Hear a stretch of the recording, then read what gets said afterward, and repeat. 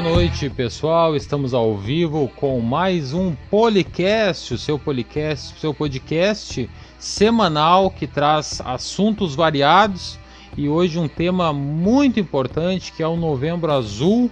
Estamos aqui com o Eduardo Bischoff, lembrando que essa live está sendo transmitida pelo Facebook do Dr. Eduardo Bischoff, meu Facebook, e depois ela continua nas demais redes sociais do Policast, onde você encontra todas lá no Policast Oficial. Então você vai no Instagram, no Twitter, no YouTube e digita Policast Oficial, que é as nossas redes sociais, e você vai encontrar lá esse programa completo, daqui a pouco, ainda hoje, e também alguns cortes de alguns pontos especiais que nós vamos estar trazendo aqui hoje desse tema que é tão importante. Fazendo essa introdução, eu já passo a bola para o meu amigo, meu colega Eduardo Bischoff, que vai ter a honra e o prazer de apresentar o nosso convidado dessa noite. Abre o microfone, doutor Eduardo, por favor. Agora. Pronto, meu. Estamos começando ainda, né? Tu vai aprender.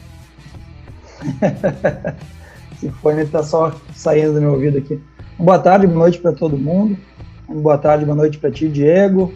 A gente tem um prazer imenso a gente criou o Policast, o professor André e quem está ao vivo conosco, uma ideia de algumas semanas atrás, tivemos o episódio 0, 2 semanas, quando a gente explicou o projeto, que é basicamente duas pessoas de cenários totalmente distintos, mas amigos e que pensam muita coisa parecida. Eu que sou médico, residente em oncologia, e também vereador até o final desse ano na cidade da Barra do Ribeiro, e o Diego que é formado em marketing e também trabalha com comunicação, fotografia e também é da Igreja Assembleia de Deus, pastor. A gente criou esse podcast justamente para falar de temas diversos, né? Episódio 0 a gente explicou o que era, episódio 1 a gente teve a honra de entrevistar o nosso prefeito reeleito, o prefeito Jair, que é o chefe do Diego, né? E agora, no episódio 2, temos a honra de apresentar, para falar de um tema importantíssimo, na finaleira do Novembro Azul, com o estado todo vermelho agora, né? Vermelho pelo Covid, mas não pelo Inter, né? Temos 3 gremistas aqui na live. A honra de ter o meu chefe, né, conosco, Dr. André. Muito obrigado pela presença. Eu sei da dificuldade que foi para ti encaixar na tua agenda para participar conosco, e sei do teu engajamento gigantesco a vida inteira na causa do Novembro Azul, que é oncologista, médico formado pela PUC, medicina interna pela Santa Casa, oncologista pela PUC, e depois passou alguns anos lá na Dana-Farber, sendo até hoje pesquisador ligado ao Dana-Farber, que é o Hospital do Câncer ligado à Universidade de Harvard. Então, uma pessoa extremamente renomada, citada em alguns livros aí, né, apesar de jovem, tem lindos casos que já passaram por suas mãos, e tenho o prazer de me ensinar diariamente, são meus orientadores. É um prazer imenso estar contigo hoje. A gente agradece em nome do podcast, em nome do Diego, meu e todo mundo que está conosco ao vivo. Tem bastante gente já no Facebook assistindo. Então, muito obrigado pela presença e queria de imediato, então, te convidar, né? Nós temos um tempo curto, sabemos da dificuldade, né? Para falar nas tuas palavras, no que tu sente, né? De tantos anos já no trabalho com a oncologia, especialmente urológica, o que tu sente que representa o Novembro Azul? Boa noite a todos, boa tarde, boa noite, Eduardo, Diego, é um grande prazer para mim estar aqui, parabéns pela iniciativa. Eu acho que essa é uma grande oportunidade, um espaço para trazer temas importantes e que bom que vocês estão explorando, né, a questão do Novembro Azul, porque certamente a gente precisa divulgar essa causa. Para mim, o Novembro Azul Eduardo, ele é muito mais do que geralmente as pessoas pensam que é, na verdade, questões relacionadas à prevenção do câncer de próstata, ou fazer o exame de toque retal, ou fazer o PSA.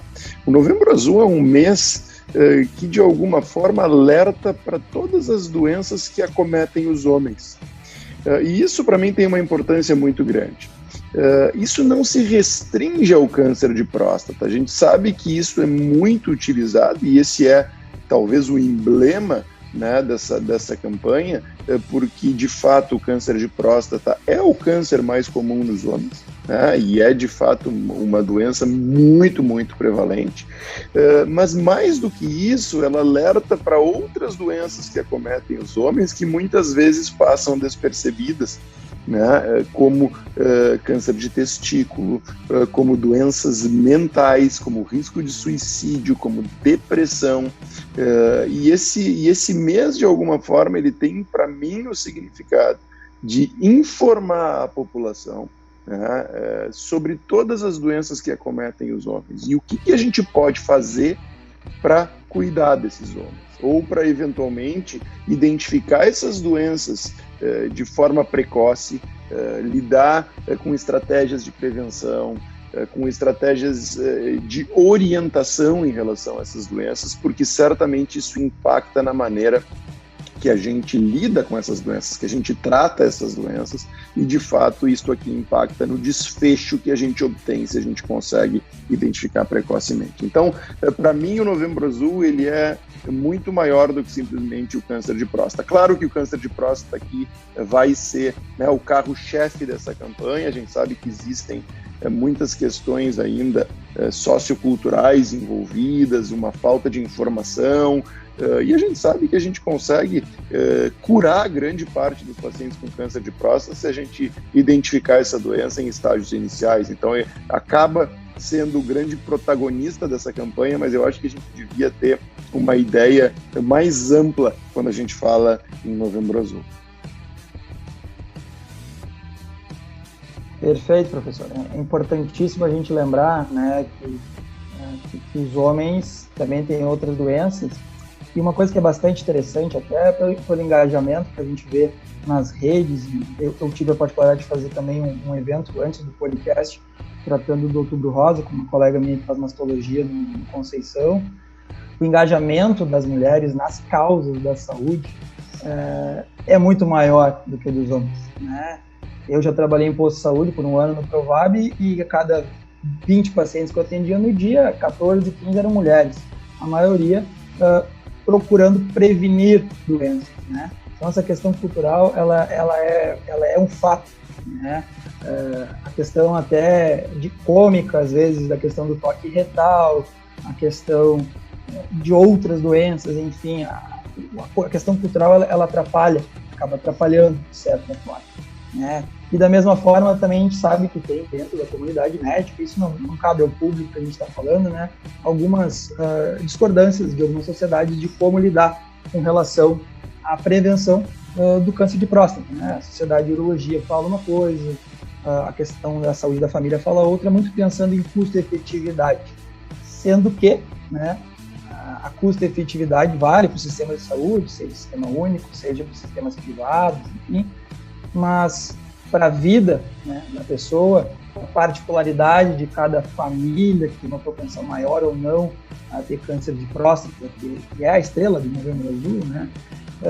Nessa questão eu queria que o senhor tentasse resumir, né, tu que resume tão bem diariamente para nós que somos oncologistas de informação, mas agora para o público, que é geral, nós temos colegas médicos aqui online, temos pessoas da comunidade e pessoas de outras profissões, como prevenir o câncer de próstata. Eduardo, antes do doutor começar a resposta, eu encaixo na tua porque vem no mesmo sentido, tá? Eu digo por mim, vou falar pessoalmente, tá? O meu avô teve câncer de próstata, então eu já tenho propensão, né? Já tenho que me cuidar mais também. o meu avô, minha avó e meu pai morreram de problemas cardíacos, então eu também tenho que cuidar desse lado. E eu noto por mim que existe uma dificuldade de ir no médico, de procurar, né? Às vezes por tempo, por coisa assim. E aí eu encaixo, porque o doutor aqui, eu tô fazendo o papel do leigo, né? E que de fato sou, vocês dois são médicos conversando. Como que a gente muda essa cultura e como que a gente insere na vida do homem essa rotina que o Eduardo citou, como das mulheres. A minha esposa vive no médico, fazendo tudo que é exame, coisa, e eu só vou quando estiver morrendo, eu acho. Não, é excelente, pessoal, e acho que vocês trazem aqui, de fato, pontos super importantes. Eu vou começar pela colocação do Eduardo, né, que é essa grande briga que a gente vê no mês de novembro, né, que é o pessoal, os urologistas, né, versus o pessoal da medicina de família e comunidade. Um diz que todo mundo tem que fazer PSA e toque retal, e os outros dizem que ninguém tem que fazer, que isso de alguma forma não muda a mortalidade. E eu vou dizer para vocês que para mim essa é uma discussão nada inteligente, né? E eu acho que não é para isso que o Novembro Azul surge. Rapidamente, eu acho que o objetivo aqui é a gente poder ter uma conversa super prática e não uma conversa técnica, mas essa controvérsia ela vem de 2 grandes estudos que foram conduzidos, né, onde um estudo mostrou que de fato fazer PSA e toque retal poderia ter um impacto na redução da mortalidade, e o outro estudo mostrou que isso não era verdade. E isso gerou uma grande controvérsia que ainda existe hoje, e que de fato nós não sabemos se fazer PSA e toque retal a nível populacional de fato deve ser uma recomendação, né, e deve ser feito do ponto de vista de estratégia de saúde pública. Mas não é para isso que o Novembro Azul existe, né? O Novembro Azul existe, e talvez essa discussão tenha que acabar no momento em que a gente puder identificar quem é a população que está sob risco de desenvolvimento de câncer de próstata. Diego, a gente sabe que alguém que tem um familiar de 1º grau com diagnóstico de câncer de próstata tem um risco 2 vezes maior de desenvolver câncer de próstata ao longo da vida. Alguém que tem 2 familiares com câncer de próstata de 1º grau tem um risco 5 vezes maior de desenvolver câncer de próstata. Não tem dúvida nenhuma que esta família, onde existem casos de câncer de próstata, precisa ser cuidada e precisa fazer rastreamento, e precisa fazer rastreamento precoce, precisa fazer PSA, precisa fazer exame de toque retal, porque se identificada essa doença e a gente está frente a alguém que tem um risco elevado para o desenvolvimento da doença, a gente tem uma alta chance de cura, né? Então, a questão aqui não é fazer ou não fazer, a questão é quem é que deve fazer, quem são as pessoas que precisam fazer, quem são as pessoas que estão, de fato, sob o risco do desenvolvimento da doença, né? E é isso que a gente tem que, de alguma forma, aprender a fazer de forma inteligente, ao invés de ir nas redes sociais ou na mídia dizer não, ninguém tem que fazer, ou todo mundo tem que fazer. Então, não é isso que está em discussão, né? Agora, eu acho que talvez o grande objetivo, e aí eu tento migrar um pouco para a pergunta que tu fizeste, Diego, a gente precisa informar a população disso. Né?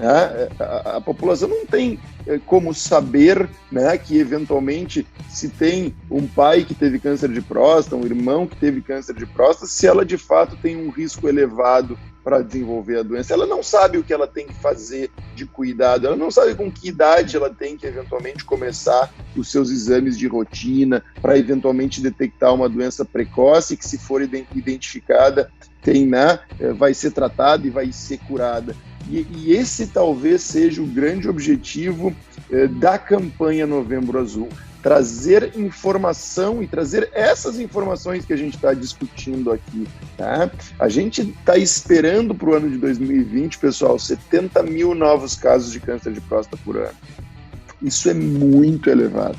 Para vocês terem uma ideia, o segundo câncer mais comum gira em torno de 18 mil casos por ano em homens, que é o câncer de pulmão. Ou seja, a gente está falando de uma doença muito prevalente. E a população precisa saber disso. E a população precisa saber que existem algumas situações específicas que determinam esse aumento de risco, né? Algumas alterações, não só o fato de ter alguém com diagnóstico de câncer de próstata na família, mas outras condições que eventualmente podem atentar para um risco aumentado naquela família. Então, talvez a campanha aqui, ela tenha o intuito de informar os homens que eles precisam discutir com o seu médico se eles devem ou não fazer o exame, né? Que essa discussão precisa acontecer. Então, assim, ele não tem que ir no médico fazer o exame de toque retal ou fazer o PSA porque a gente está no mês de novembro, mas ele precisa sentar na frente do seu médico, se despir de determinados preconceitos e olhar para essa situação de uma forma cuidadosa, né? Sem brigas de classe, né? E discutir assim, olha, né? Precisa ou não fazer um rastreamento para o câncer de próstata? Quais são as doenças que acometem os homens e como eventualmente eu deveria, né, lidar com isso? Então, para mim, esse é o peso da discussão, né? Muito mais do que simplesmente a gente entrar nessa briga, que é uma briga absolutamente boba, né, e sem nenhum fundamento, né? Eu acho que de alguma forma desvirtua e acaba tirando o grande valor que essa campanha tem, né? Que é a gente levar informação. As pessoas não sabem o que é câncer de próstata, né? Elas não sabem o que precisa fazer para prevenir um câncer de próstata. Elas não sabem quando elas têm que fazer, o que elas têm que fazer, se elas estão naquele grupo de risco, se não estão. Por exemplo, pessoal, pessoas da raça negra têm um risco maior de ter câncer de próstata e de ter câncer de próstata mais agressivo. Então, existem algumas características que precisam nos chamar a atenção, e a população não sabe disso. Então, e eu acho que esse talvez o grande motivo dessa campanha, né? Porque no momento em que a gente tem um mês onde todo mundo perde um tempinho para falar do Novembro Azul, né? E até semana passada eu estava com meu bigode, todo mundo perguntava por que eu estava de bigode. Isso é um grande motivo para a gente, de alguma forma, poder falar sobre o assunto, né? E que é o que vocês estão fazendo aqui, que é o que a gente está trocando aqui nesse podcast, né? E que de fato faz diferença quando as pessoas sabem, quando a informação chega, né? E isso faz uma diferença brutal no cuidado da saúde dos homens. Diego, tu queria falar alguma coisa? Não, concordo plenamente com isso. Eu não sabia, por exemplo, desse dado da população negra, por exemplo, tem mais propensão, não imaginava, né? Nem passava pela cabeça. Eu, como falei para vocês aqui, faço papel do leigo, então de fato não sei, né? A própria, uma coisa que me chamou a atenção, que o doutor falou assim, falar para o seu médico. Homem tem médico? Eu tenho o Eduardo Bischoff, que é meu amigo, que eu pergunto no negócio, mas tô com uma dor aqui. Deveria, né, Diego? Então, assim, eu acho que essa talvez seja a mensagem, né? Porque, assim, ó, não necessariamente todo mundo vai ter que fazer o PSA, o exame de toque retal anualmente, né? Nem todo mundo vai ter que fazer, né, numa idade mais jovem, uma avaliação cardiovascular completa, né? Mas como é que a gente de alguma forma vai poder definir esses grupos de risco, né? E aqui a gente precisa ter pessoas que de alguma forma consigam fazer essa avaliação e possam dizer, não, Diego, de fato, considerando a tua história médica, considerando, né, aspectos da tua história familiar, de fatores de risco que estão eventualmente envolvidos, né, na tua pessoa, tu precisa fazer isso, ou isso aqui não é necessário, né? Então, isso precisa ser feito, e isso é uma coisa que não pode ser colocada para toda a população de forma igual, isso precisa ser individualizado, né? E aí eu vou lhe perguntar, e eu acho que a então, equipe médica tem que estar preparada para isso. De uma forma prática, no meu caso, vamos dar o meu exemplo, que eu tenho caso na família e tal. Qual idade, qual o momento de procurar esse médico, então, pra gente ter essa consulta e tal? Essa pergunta tu tem que fazer pro Eduardo, não poderia deixar de, né? Essa tu tem que saber responder, Eduardo, né? Não, mas agora eu fiquei sem a minha resposta. Não, tem dois médicos, um de cada lado e não tem resposta. O Eduardo chegou a ficar vermelho aqui. Não, eu não vou deixar ele nesses maus lençóis, tô brincando. Não, Diego, assim, ó, Obviamente que essa definição, ela depende não só disso que tu trouxe aqui e do que tu colocou no grande público, mas de uma série de outras informações que a gente deveria obter numa história médica completa. Né? Não tem como falar então, assim pontualmente. Isso, né? Eu acho que seria um pouco, né, assim, a gente talvez simplificar demais esse processo e talvez passar uma mensagem errada para o público leigo, tá?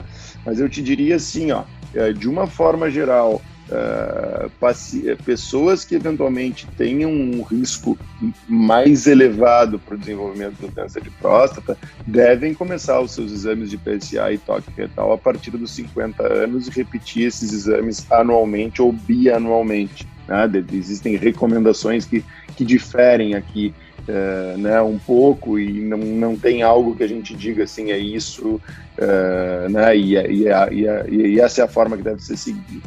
E o outro ponto é que existem ainda um grupo de pacientes, por exemplo, onde tu tens um familiar que teve um diagnóstico de câncer de próstata muito cedo, numa idade muito jovem, e eventualmente esses pacientes precisam começar ainda mais cedo, ainda antes dos 50 anos, né, a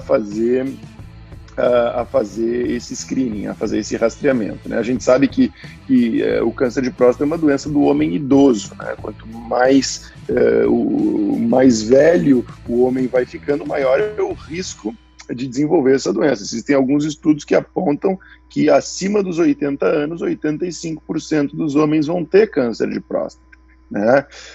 E aí entra um ponto, né, eu volto um pouco para a discussão que a gente teve anteriormente, porque uma das justificativas das pessoas que dizem que a gente não precisa fazer rastreamento, ou que a gente não precisaria recomendar fazer o toque retal e o PSA, é que eventualmente a gente estaria tratando doenças que não precisariam ser tratadas, né, e que isso de alguma forma poderia trazer os malefícios de um tratamento não necessário. Né? Entretanto, cada vez mais a gente está aprendendo quem são as pessoas que precisam de tratamento. Então, o fato de eventualmente diagnosticar um câncer de próstata não quer dizer que todos esses pacientes vão ser tratados, né?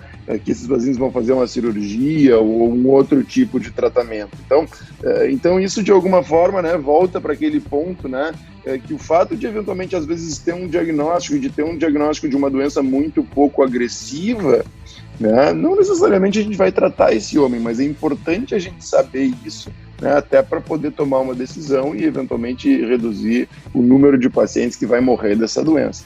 Uma informação importante é que a gente observa um aumento na mortalidade de câncer de próstata, né, no Brasil, apesar de todos os avanços no desenvolvimento de novas drogas. Então essa doença mata e mata muito. Né? A perspectiva é de quase de 18 mil mortes por câncer de próstata, né?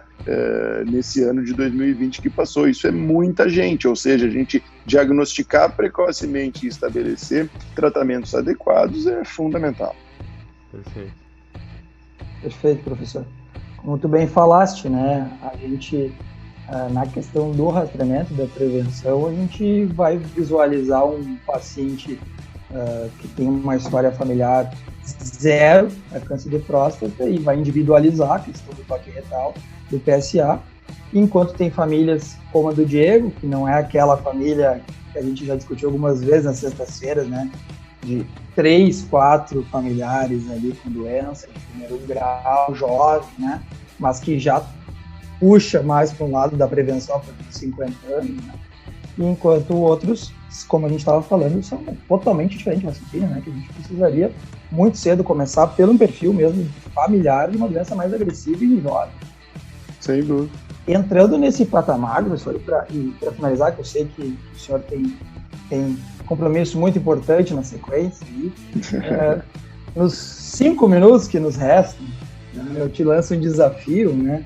Sei que a gente acabou falando muito mais de câncer de próstata, consecutividade, citamos a importância da saúde do homem em si, da prevenção à saúde do homem, falando de outros cânceres e também doença cardiovascular, que mata muita gente, muito homem, né? Mas se tu pudesse resumir para o público leigo, para o Diego e para as várias pessoas que estão conosco online, queria agradecer a presença de todos aí, Johnny Cortinaz, Rita Ramos, Gelson Souza, Priscila Terra Viegas, Viviane Leite, Jezebel Santos, Eliana Ibner, entre outros que não comentaram, mas estão conosco. Como é que tu poderia, com as tuas palavras, resumir os tipos de tratamento do câncer de próstata, sabendo que a gente tem um norte, né, do baixo, intermediário, alto risco, na doença mais localizada, entre aspas, e o outro norte na questão da doença metastática. Bom, muito bem. Eu vou tentar, então, resumir as questões relacionadas ao tratamento, tentando não entrar em aspectos muito técnicos. A primeira informação importante em relação ao tratamento é que nem todo câncer de próstata precisa ser tratado. E cada vez mais, quando a gente identifica doenças com um menor potencial de agressividade, o melhor tratamento é não tratar. Não tratar não quer dizer que a gente não vá acompanhar este paciente de perto, né?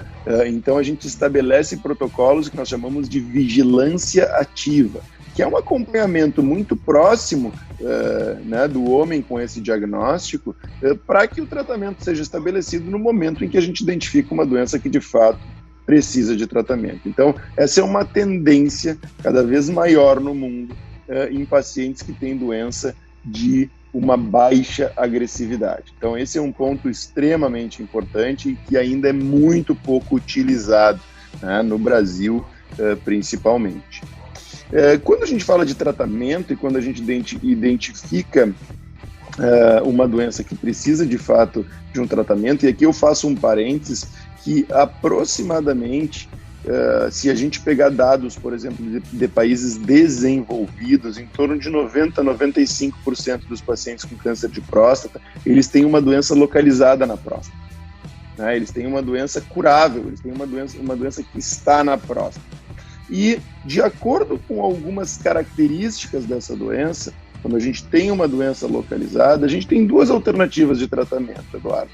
A gente tem a radioterapia e a gente tem a cirurgia, né? Existem algumas peculiaridades referentes a cada uma dessas estratégias e a cada uma das características da doença, mas eu te diria, e se eu tivesse que resumir, que essas duas estratégias atingem uma taxa muito semelhante de cura, né?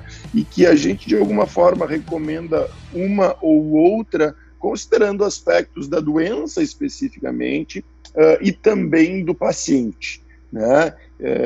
De como aquele tratamento também pode impactar a qualidade de vida do paciente, né, ou trazer riscos de complicações para esses pacientes.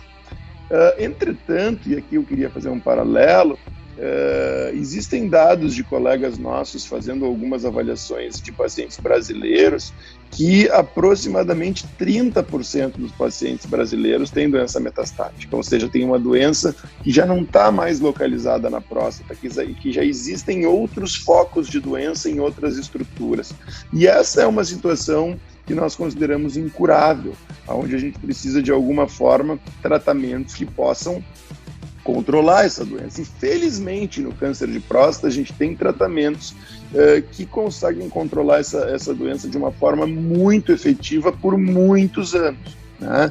E a base do tratamento dessa doença é a redução dos níveis da testosterona. A gente sabe que o câncer de próstata depende de testosterona, né, para se desenvolver, para que essa célula possa se proliferar, e no momento em que a gente diminui os níveis do hormônio masculino, essa célula morre, né? E este é um tratamento extremamente efetivo. Obviamente que existem uma série de efeitos colaterais dessa estratégia que precisam ser muito discutidos antes da instituição desse tratamento, mas esse é um tratamento muito efetivo, né? É um tratamento que levou a um prêmio Nobel em medicina lá em 1960, né? Por essa descoberta da importância da testosterona, do hormônio masculino, no câncer de próstata em si. Então, a gente tem aqui uma doença, né, onde existe uma gama de estratégias de tratamento, né? Talvez o câncer de próstata seja uma das doenças que mais evoluiu na última década. Nós tivemos 8 novas terapias aprovadas, 8 novos remédios aprovados para tratamento de câncer de próstata na última década, ou seja, essa é uma doença onde a gente tem muita arma né, para lidar mesmo quando a gente identifica em cenários avançados. Mas essa informação e esse dado de que, né, é onde a gente observa que no Brasil a gente tem talvez diagnósticos em uma maior proporção em doença avançada, é que a gente volta talvez para o início da nossa conversa do Novembro Azul, de como é importante a gente trazer a informação e eventualmente, né, não deixar de identificar essa doença em estágios precoces. Perfeito, conseguiu, 5 minutos. É isso aí. Muito bem, professor, ótima colocação. Como diria essa colega Priscila, está online conosco também. Exato. Eu queria agradecer também a presença do pessoal da Liga Feminina de Combate ao Câncer, né? Mais uma Liga Feminina de Combate ao Câncer, né? A gente não tem uma Liga masculina de combate ao câncer. A gente vê o engajamento das mulheres nas causas das doenças em si, né? A importância da gente promover a cada ano, o Novembro Azul também, já o Outubro Rosa, que é muito forte, também o Novembro Azul, que é importantíssimo de lembrar da saúde do homem, Então, eu sei que o professor tem tarefas pela frente aí, eu queria agradecer muito a presença dele, tem um telefone tocando aqui do meu lado. Obrigado. Agradecer muito a presença de todos, agradecer ao meu chefe, né? Agora é o meu chefe, antes era o chefe do Diego. Não, colega é melhor. Colega, eu não tive essa resposta no ano passado, isso. Não sabe ser chefe só até o final do ano. Eu acho que se não for expulso, tem mais 2 anos aí, pelo menos, de chefia pela frente. Agradecer muito a presença, professor, e essa é a ideia mesmo desse podcast, é ser mais descolado e tranquilo, uma conversa entre amigos, falando sobre coisas importantes, hoje de saúde, outro momento de política. Semana que vem nós vamos falar com um empresário de futebol, um ex-jogador de futebol, que é dono de uma porcentagem do passe do Luan, contando histórias do futebol gaúcho brasileiro. Então, essa é a ideia daqui, é um momento de descontração, mas falando de coisas importantes, coisas que possam trazer uma mensagem positiva para a comunidade em si que está conosco. E essa live ela fica no Facebook meu e do Diego, também vai para o YouTube, para o SoundCloud, e a gente também tem uma página no Instagram, que é o podcast oficial, em que a gente pega trechos mais importantes da fala e coloca lá. Então, muito obrigado pela presença, professor, obrigado mesmo, sei que te virou para conseguir participar. Então, agradecimento em nome do podcast do Diego e meu pela presença tua. Um prazer, pessoal, uma honra para mim estar aqui, parabéns pela iniciativa, eu acho que é muito bacana poder trazer, né, de uma forma descontraída, mas também tocar em assuntos importantes e que fazem a diferença na vida das pessoas. É um super prazer para mim estar aqui, obrigado pelo convite, uma honra participar e, mais uma vez, parabéns pelo trabalho de vocês.